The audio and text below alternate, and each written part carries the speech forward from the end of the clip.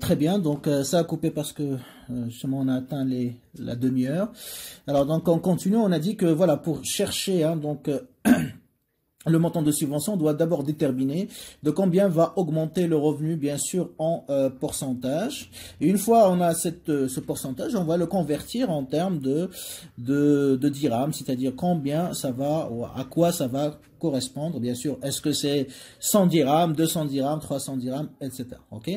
Très bien. Donc, la première étape, on doit déterminer de combien doit augmenter le revenu, c'est-à-dire en pourcentage delta R sur R. Ok, on a dit, donc on a delta x sur x, déjà connu, on a la valeur de l'élasticité, on peut en déduire delta R sur R, c'est-à-dire de combien va augmenter le pourcentage, ok, l'augmentation en pourcentage, bien sûr, donc du revenu, c'est ça qui nous intéresse. Une fois on a ça, on va convertir cette augmentation, bien sûr en utilisant la valeur initiale du revenu. À quoi ça correspond en dirhams? C'est-à-dire, on va passer de la variation relative à la variation absolue. Ok? Très bien. Alors, à quoi ça ressemble tout ça? Un instant. Voilà, donc on va enchaîner. Alors, on a dit donc d'abord, on cherche delta R sur R. Alors la formule donc on avait utilisée, donc on sait que c'est le rapport entre delta x sur x, la variation en pourcentage de la demande divisé par la valeur de l'élasticité. Donc on a delta x sur x bien sûr, donc il faut que le consommateur augmente sa consommation du bien x, sa demande du bien x de 24%. Voilà, c'est ce qu'on nous dit dans la question. Et la valeur de l'élasticité, bien sûr, c'est 0,8. Donc ça nous donne en réalité plus 30%. Donc, delta R sur R donc, doit augmenter de 30%. Donc, interprétation, si on veut augmenter X de 24%, il faut que le revenu augmente, d'accord, de 30%. Très bien. Alors, à quoi est égal le montant de subvention? Parce que le pourcentage, ça ne me donne pas le montant. À quoi est égal en dirhams? J'ai juste un pourcentage. Je ne sais pas à quoi ça correspond. Est-ce que c'est 1000 dirhams, 2000 dirhams, 500 dirhams, etc. Donc, le montant de la subvention. Le montant de la subvention, c'est l'aide, d'accord? L'aide qu'on doit donner à ce consommateur, c'est-à-dire le montant d'argent qu'on doit lui donner en plus, le montant d'argent supplémentaire, c'est-à-dire delta R en réalité, donc le montant de subvention, de combien, c'est-à-dire de combien, ou combien de dirhams on va lui donner, on va augmenter le revenu. Donc puisque c'est dirhams, c'est pas pourcentage, donc on va utiliser la variation absolue, c'est-à-dire qu'on cherche delta R bien évidemment, d'accord? Très bien, alors qu'est-ce qu'on a? On a delta R sur R, qui est égal à plus 30%. Je rappelle, R initial, donc c'est, enfin, qui est dans le dénominateur, c'est la valeur initiale du revenu. Donc, qu'est-ce que je cherche? Delta R. Donc, delta R est égal tout simplement à plus 30% fois la valeur initiale du revenu. Donc, delta R est égal à plus 30%, n'est-ce pas? La valeur initiale du revenu, donc, c'est 6000, je crois, de mémoire. Voilà, c'est ça, 6000. Et après, donc, delta R sera égal à 30% fois 6000. Bien sûr, ça fait plus 1800 dirhams. Et là, vous voyez que j'ai le montant en dirhams. Ça change par rapport au pourcentage qu'on a ici.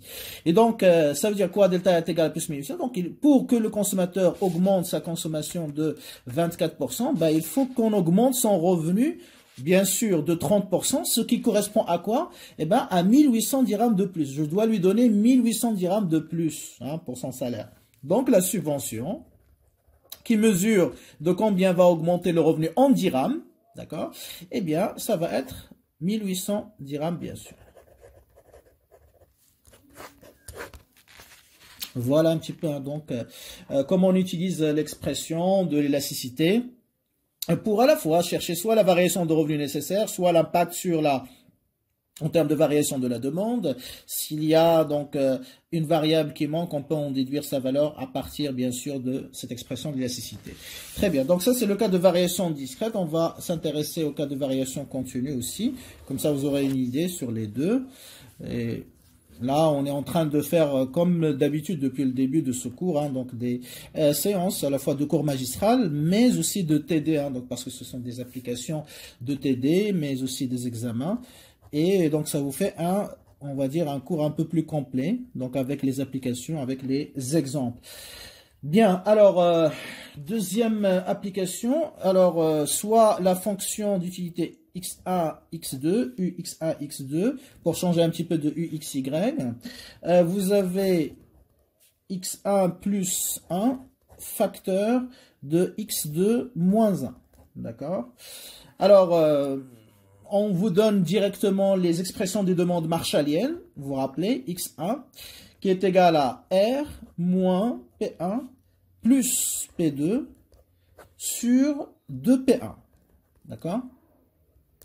Ça, c'est la demande marshallienne du bien 1, donc qui est représentée par x1. x1, ça veut dire la quantité demandée du bien 1. x2, c'est la quantité ou la demande du bien 2. C'est une demande marshallienne aussi, qui est égale à R plus P1 plus P2 sur 2P2. OK? Alors, on vous dit aussi hein, donc, que R, d'accord, est supérieur à P1 plus P2. C'est une information supplémentaire. Vous allez voir son utilité dans nos réponses hein, lorsqu'on va répondre aux questions qui nous intéressent. D'accord? Très bien. Alors, première question. Calculer l'élasticité de la demande du bien 1 par rapport au revenu, donc X1 par rapport à R, et l'élasticité revenu de la demande du bien 2 par rapport aussi à R. Très bien. Alors, si vous voulez, donc, vous faire une petite révision. Donc là, je vous ai donné directement les expressions de la demande, mais vous pourriez, par exemple, rajouter une question avant celle-là, c'est-à-dire trouver les expressions des demandes marshalliennes du bien 1 et du bien 2. Et donc, vous devez faire ou trouver exactement ces deux expressions. Donc, vous pourrez faire ce travail chez vous, hein, donc si vous le voulez. Alors, bon, moi, pour gagner du temps, donc on a déjà travaillé sur les demandes marshalliennes, donc je vais m'intéresser directement aux élasticités. Donc là, j'ai déjà les expressions des demandes, je vais travailler là-dessus directement. Alors, ici, bien sûr, on est dans le cas de variation continue, n'est-ce pas? Pourquoi? Parce que ici, on ne me donne pas des valeurs finales, des valeurs initiales. Donc, on me donne uniquement les expressions des fonctions de demande. Attention, il y a des étudiants qui vont travailler sur les dérivés de U par rapport à X1. Ça n'a aucun sens. Hein? Donc, ça, c'est l'utilité marginale d'ailleurs. Okay? Donc, si on vous donne la fonction d'utilité, on vous demande de calculer les élasticités, il faut, si on ne vous donne pas ces expressions-là, il faut aller les chercher. Il faut d'abord les déterminer à quoi est égale la demande du bien 1, la demande du bien 2, ou la demande de X, ou la demande de Y. Et une fois que vous avez les expressions des demandes, c'est là où vous pourrez utiliser les élasticités. Parce que les élasticités, dans le cas de variation continue, sont les dérivés des fonctions de demande, pas les dérivés des fonctions d'utilité. Il y a une grosse différence entre les deux et j'ai vu dans les années précédentes, il y a pas mal d'étudiants qui commettent cette erreur. Donc, ils vont travailler avec la fonction d'utilité. On travaille avec la fonction d'utilité pour avoir les expressions des demandes. Mais une fois on a les expressions des demandes, c'est là où on va les utiliser pour les élasticités. Donc, les élasticités, on a besoin des demandes. Très bien. Variation continue. Donc, ça veut dire quoi? Ça veut dire que E de x1 par rapport à R sera égal à quoi? Bah, ce sera la dérivée de x1 par rapport à R fois R sur x1. Et l'élasticité de x2 par rapport à R, ce sera la dérivée de x2 par rapport à R fois R sur x2, bien sûr. Okay? Voilà les expressions avec lesquelles on va travailler. Allons-y. Donc maintenant, on va commencer par la première, l'élasticité de x1 par rapport à R. Alors, je vous conseille, bon, si vous êtes fort mathématiquement, donc là, vous pourriez faire les deux en même temps, mais en général, hein, donc, voilà, il vaudrait mieux décomposer, hein, donc, c'est-à-dire faire le calcul, d'abord calculer la dérivée, et après, calculer le rapport R sur X1, pareil pour R, X2 et la dérivée. Bon, maintenant, si vous n'avez pas de difficulté en maths, vous pourriez faire les deux, mais en général, c'est très risqué. Donc, moi, ce que je vous propose, d'abord, on décompose le calcul de l'élasticité. On calcule d'abord la dérivée, donc dérivée de x1 par rapport à R, ok. Et après, je calcule le deuxième terme et je rassemble les deux résultats. Donc, dérivée de x1 par rapport à R, c'est quoi? C'est la dérivée de R moins P1 plus P2 sur 2P1. Tout ça prime par rapport à quelle variable, bien sûr? Par rapport à R. Alors, je conseille toujours à mes étudiants, donc, avant de se précipiter et calculer les dérivées, surtout lorsqu'ils sont un petit peu plus longues ou plus compliquées, essayez d'abord de simplifier. Si vous en avez la possibilité, bien sûr. Donc, si on peut simplifier, donc ça pourrait rendre le calcul de la dérivée plus rapide et plus simple pour éviter les erreurs. Donc là, effectivement, je sais que je dérive par rapport à R, donc tout ce qui ne contient pas R, en général, c'est une constante. Et la dérivée d'une constante, je sais que c'est égal à 0, surtout lorsqu'il y a moins. J'ai pas multiplication. Donc là, je dis, voilà, je peux simplifier ça, puisque j'ai A moins P sur C, ça fait quoi? R sur 2 P1, n'est-ce pas? Moins P1 plus P2, comme on a dit, d'accord? Moins P1 plus P2 sur 2 P1. Donc, je réécris un petit peu cette expression à l'intérieur. Toujours prime par rapport à R. Alors, pourquoi je fais cette réécriture? Tout simplement parce que ça me permet d'isoler R, l'expression qui contient R, du reste qui est une constante. Donc, puisque ici j'ai moins, donc P1 plus P2 sur 2P1 ne contient pas R, donc c'est une constante, n'est-ce pas? Donc, sa dérivée par rapport à R, c'est 0. Et comme ça, je suis débarrassé. Alors que la majorité, qu'est-ce qu'ils vont faire? Ils vont dire, oui, on a R ici, voilà, on a une fraction, donc c'est U sur V'. Bien sûr, c'est correct mathématiquement, mais c'est plus long et vous risquez d'avoir une écriture, une dérivée très longue, donc risque d'erreur et perte de temps inutile. Donc voilà, je réécris l'expression et j'évite U sur V pour que ce soit plus simple. Et comme ça me donne une constante dont la dérivée est égale à 0. Qu'est-ce qui me reste? Ben, R sur 2 P1, n'est-ce pas? Prime par rapport à R. Ça aussi, je peux faire sortir la constante. La constante ici, c'est 1 sur 2 P1, est égal à R prime. Qu'est-ce qui reste? R prime par rapport à lui-même. Et ça, c'est 1 en fait. Et donc là, il me reste 1 sur 2 P1. Vous voyez, donc c'est très facile. Et là, j'ai mis du temps parce que j'explique, etc. Mais vous, maintenant, vous avez compris le principe. Donc directement, dérivée de x1 par rapport à R, j'écris cette expression, j'enlève et donc il me reste 1 sur 2 P1 rapide. D'accord? Très bien. Voilà la première, le premier terme de mon élasticité. C'est pas l'élasticité. Il y a des gens qui s'arrêtent là. Non, il y a l'autre terme, R sur X1. Il ne faut pas l'oublier. Et comme j'ai dit dans la séance précédente, R sur X1, je ne vais pas utiliser des chiffres ici. Hein. Donc, R, je vais le garder, variable comme il est, inchangé. Et je remplace X1 par son expression. Parce que X1, on a dit, c'est la demande du bien 1. C'est-à-dire par toute cette expression-là. OK? Donc, on écrit... Voilà, R sur X1, c'est R, d'accord? Donc, je garde R inchangé, sur, bien sûr, R moins l'expression de la demande du bien 1 sur 2P1. Voilà. Et là, bien sûr, donc A sur B sur C, ça fait A fois C sur B. Donc, ça va monter ici avec multiplication. Et donc, ça nous donne 2P1 fois R sur R moins P1 plus P2. D'accord? Voilà, donc je laisse comme ça. Et après, je reviens à mon élasticité. E de X1 par rapport à R sera égal à quoi? Donc, on a la dérivée, c'est 1 sur 2P1. On a déjà calculé. Fois 2P1 fois R sur R moins P1 plus P2. N'est-ce pas? Après, je remarque que je peux simplifier par 2P1. Qu'est-ce qui me reste? 1 fois R. Donc, R sur R moins P1 plus P2, bien sûr. Voilà mon élasticité finale. D'accord? Pour le bien 1, bien sûr. Donc, R sur R moins P1 plus P2. OK? Très bien. Alors, je fais le même travail selon la même logique, bien sûr. Pour le bien 2. OK? Allons-y. Donc, E de X2 par rapport à R. Alors, pareil, je commence par la dérivée pour faciliter le calcul, comme on a dit. Donc, je vais prendre l'expression de la demande du bien 2.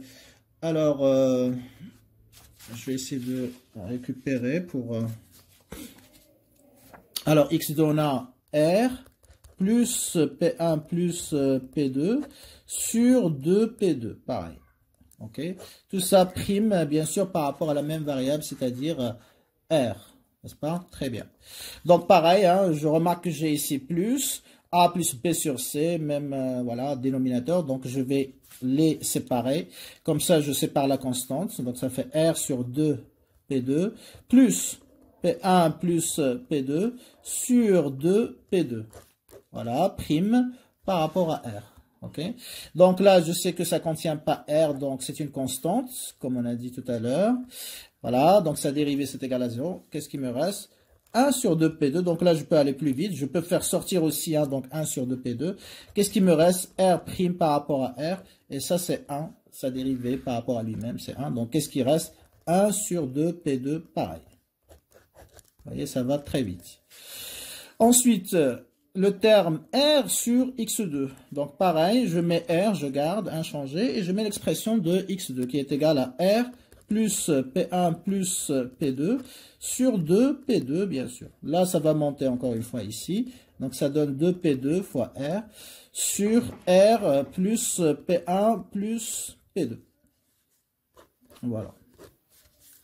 Donc, je laisse comme ça. Et après, bien sûr, hein, je multiplie ça par ça. Ça me donne l'élasticité, bien sûr. Donc, X2 par rapport à R sera égal à 1 sur 2 P2 fois, bien sûr, 2 P2 fois R sur R plus P1 plus P2.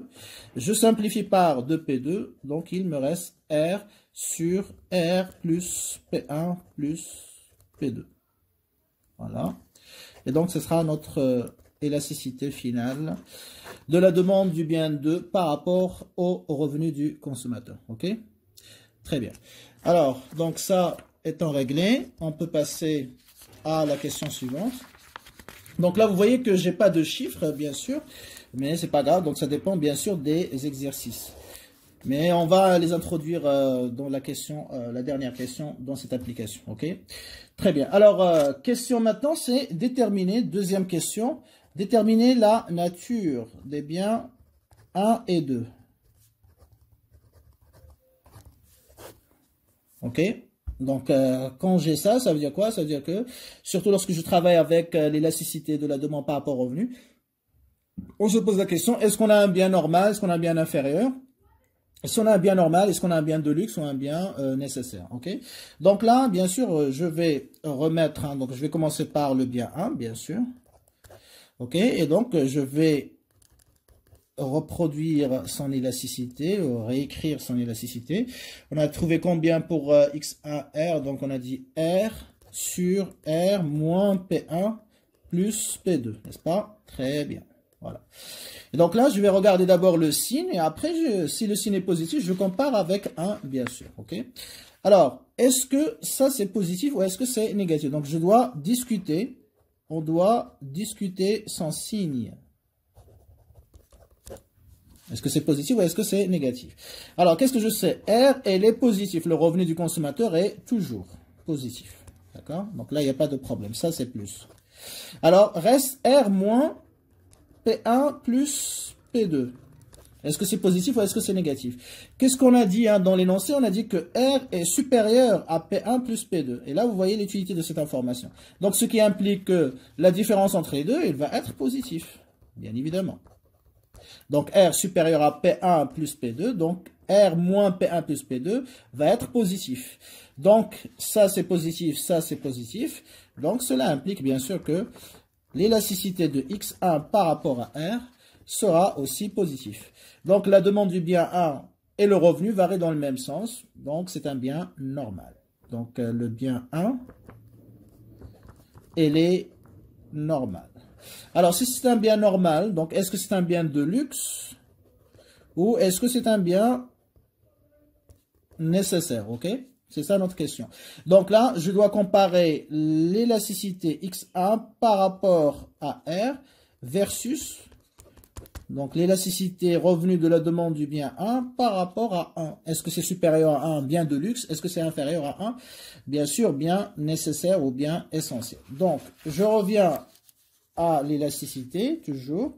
Donc, E de X1 par rapport à R.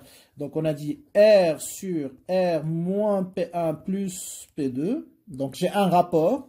Quand est-ce que le rapport il est supérieur à 1? Lorsque R est supérieur à R moins P1 plus P2. S'il est inférieur, donc le rapport sera être inférieur à 1. Donc, prenez un exemple. Hein. Donc, si j'ai par exemple 4 sur 2 est égal à 2, il est supérieur à 1, car 4 est supérieur à 2. Vous voyez, le numérateur est supérieur au dénominateur. Mais si j'ai l'inverse, c'est-à-dire 2 sur 4, ça va être égal à 1 sur 2, 0,5, donc inférieur à 1. Car, pourquoi? Parce que le numérateur, il est inférieur au dénominateur. Donc, on compare le numérateur, celui qui est en haut, avec celui qui est en bas. Donc, je compare R avec R moins P1 plus P2. Alors, j'ai R des deux côtés, n'est-ce pas? Donc, si je prends un revenu, par exemple, égal à 110 dirhams, je le mets ici à gauche, d'accord? Et, par exemple, hein, donc 100 dirhams. Et là, j'ai 100. Et je vais enlever de ces 100 dirhams, par exemple, le prix de bien 1 plus le prix du bien 2, par exemple, égal à 10. Donc, bien sûr, hein, donc le côté ici à gauche va être supérieur à celui de droite. Donc, ça va être supérieur. Par exemple, ici, c'est 90. Donc, je vais avoir 100 supérieur à 90. Donc, de manière générale, si les prix sont positifs, le revenu aussi positif. Donc, quand je prends R et je le compare avec R moins quelque chose qui est positif, donc ça va être supérieur. Donc, cela implique que R sur R moins P1 plus P2 va être supérieur à 1. Or, R sur R moins P1 plus P2, donc c'est l'élasticité, bien évidemment. Donc, X1 par rapport à R est supérieur à 1. Donc, s'il est supérieur à 1, ça veut dire que la demande du bien 1 varie de façon plus forte, plus élevée que le revenu. Et donc, le bien 1, c'est un bien de luxe. Bien normal de luxe. OK? Très bien. Donc, on va faire le même travail cette fois-ci pour le bien 2. OK? Donc, bien 2. Donc, pareil, on va prendre l'élasticité. X2 par rapport à R, toujours. C'est R sur R, cette fois-ci, plus P1 plus P2. Donc là, ça pose pas de problème parce que R, c'est positif, n'est-ce pas? R positif, plus les prix aussi sont toujours positifs. Ça, c'est positif, ça, c'est positif. Donc, tout ça, c'est positif. Donc, l'élasticité, forcément, elle est positive. Et si c'est positif, donc le bien 2, n'est-ce pas? C'est un bien qui est normal. Encore une fois. C'est un bien qui est normal. Alors maintenant, il me reste à déterminer est-ce que c'est un bien de, bien sûr, de luxe ou est-ce que c'est un bien qui est nécessaire. Très bien, allons-y. Donc, on doit comparer hein, donc, E, X2 par rapport à R versus 1. OK. Versus, ça veut dire contre. Est-ce que c'est supérieur, inférieur à 1? Donc, on a E de X2 par rapport à R est égal à R sur R plus P1 plus P2, n'est-ce pas? Donc, pareil, pour savoir est-ce que c'est supérieur ou inférieur à 1. Donc, on va comparer R avec le dénominateur R plus P1 plus P2, n'est-ce pas? Très bien. Est-ce que c'est supérieur? Est-ce que c'est égal? Est-ce que c'est inférieur? Donc là, qu'est-ce que j'ai? Je reprends mon exemple, 100 dirhams. Là, j'ai 100 dirhams, mais là, je vais mettre plus. Donc, j'ai 10 dirhams ici pour les prix, par exemple. Je prends des chiffres fictifs, hein, d'accord? Donc, ici, ça va être égal à 110. Donc, ça veut dire que 100 va être inférieur, n'est-ce pas? Donc, toujours, quand je prends une variable positive et je la compare avec sa valeur, la même valeur, plus quelque chose de positif, bien sûr, il va être inférieur. Et donc, on a R sur inférieur à R plus P1 plus P2, ce qui implique que l'élasticité de X2 par rapport à R va être inférieure à R. Hein. Donc, attendez, avant l'élasticité, j'écris le rapport. Donc, R plus P1 plus P2 va être inférieur à 1, voilà, pour être complet, ce qui implique au final que X2 par rapport à R aussi est inférieur à 1, qui est égal à cette expression. Donc le bien 2, c'est un bien, bien sûr, normal, mais ça devient un bien qui est nécessaire ou essentiel. Voilà le travail, ok? Très bien. Alors une dernière question dans cette application. Calculer, donc là on va donner, donc là vous voyez que si on vous donne des chiffres, hein, à ce moment-là vous pouvez le remplacer à la fin, mais sinon vous travaillez uniquement avec les variables R, P1 plus P2, etc. Ou si vous voulez R avec Px, Py, hein, donc vous pouvez avoir ça, Px, Py au lieu de P1, P2, ça dépend des questions. Alors calculer les valeurs, n'est-ce pas, des élasticités, c'est-à-dire de X1 par rapport à R, X2 par rapport à R aussi, je pense. Donc on vous donne les informations nécessaires. Donc le revenu, vous avez besoin du revenu bien sûr du consommateur, 200 dirhams. Le prix du bien 1, donc on vous dit c'est égal à 15. Et P2 est égal à 15 dirhams. D'accord? Très bien. Donc c'est juste du remplacement, hein, donc voilà. Rien de spécial. Alors, E de X1 par rapport à R, donc on a dit c'est R sur R moins P1 plus P2, n'est-ce pas? Je remplace, ça fait 200, ok? Sur 200, moins, alors P1 on a dit c'est 5, plus 15, d'accord? Donc ça nous fait 200, 5 plus 15 ça fait 20, 200 moins 20 donc ça fait 180 bien sûr. Et donc là j'obtiens, voilà, donc 10 sur 9, hein, donc pour simplifier. Voilà, donc ça fait 1, quelque chose, ok? Très bien. Donc là, vous voyez effectivement que c'est supérieur à 1, comme on a dit, donc c'est un bien de luxe, n'est-ce pas? Alors, qu'est-ce que ça implique? Eh bien, si le revenu augmente de 1%, eh bien, la demande du bien va augmenter plus, à 1, si vous voulez, hein, donc 1,11% par exemple, ok? Très bien. E de X2 par rapport à R, donc on va avoir l'inverse, inférieur à 1 forcément, R plus P1 plus P2, je remplace, ça fait 200 sur 200 plus 20. Ça fait 200 sur 220. Et là, on obtient bien sûr 10 sur 11 inférieur à 1, comme on a dit. Okay. Donc là, ça fait 0,80, voilà, 90, 91, etc. Donc si j'augmente le revenu hein, de 1%, bah, ça va augmenter de 0,9% pour la demande du bien 2. Ok. Très bien, voilà donc le 2 cas. Hein, vous avez un petit peu les deux situations, donc c'est complet. Alors maintenant, donc on va s'intéresser à la deuxième élasticité, si vous le voulez bien, d'accord. À savoir, hein, donc la deuxième élasticité, l'élasticité prix. C'est une élasticité prix directe, parce qu'il y a une autre qui est croisée, directe de la demande. Toujours la même fonction, c'est la demande. Okay. Donc, élasticité prix direct de la demande. Donc, quel est son objectif? Eh bien, chercher à étudier la réaction de la fonction de la demande.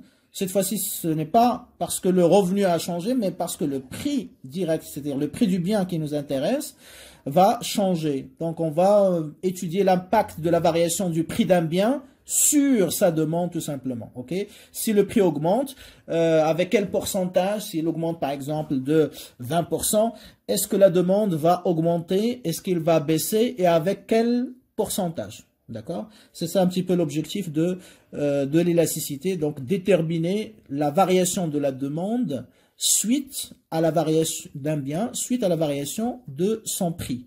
Et bien évidemment, ça va nous permettre aussi de donner une nouvelle classification donc des biens suivant le signe, suivant la valeur aussi de l'élasticité. Ça nous permettra aussi de voir quelle décision prendre si on veut, si on est chef d'entreprise et on veut augmenter le chiffre d'affaires.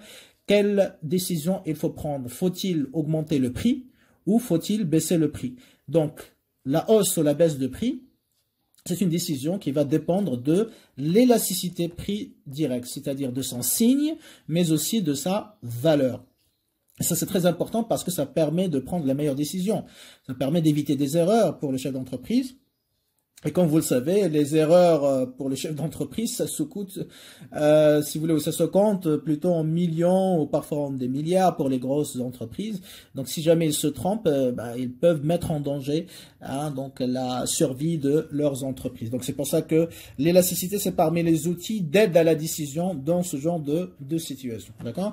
Alors ici, bien sûr, donc pour donner la définition, donc toujours le même réflexe, je précise c'est quoi la fonction. La fonction, bien sûr, c'est la demande d'un bien, ok, X, Y, etc. Et la variable, bien sûr, donc tout à l'heure, jusqu'à présent, on travaille avec le revenu. Maintenant, on va travailler avec le prix du bien, ok.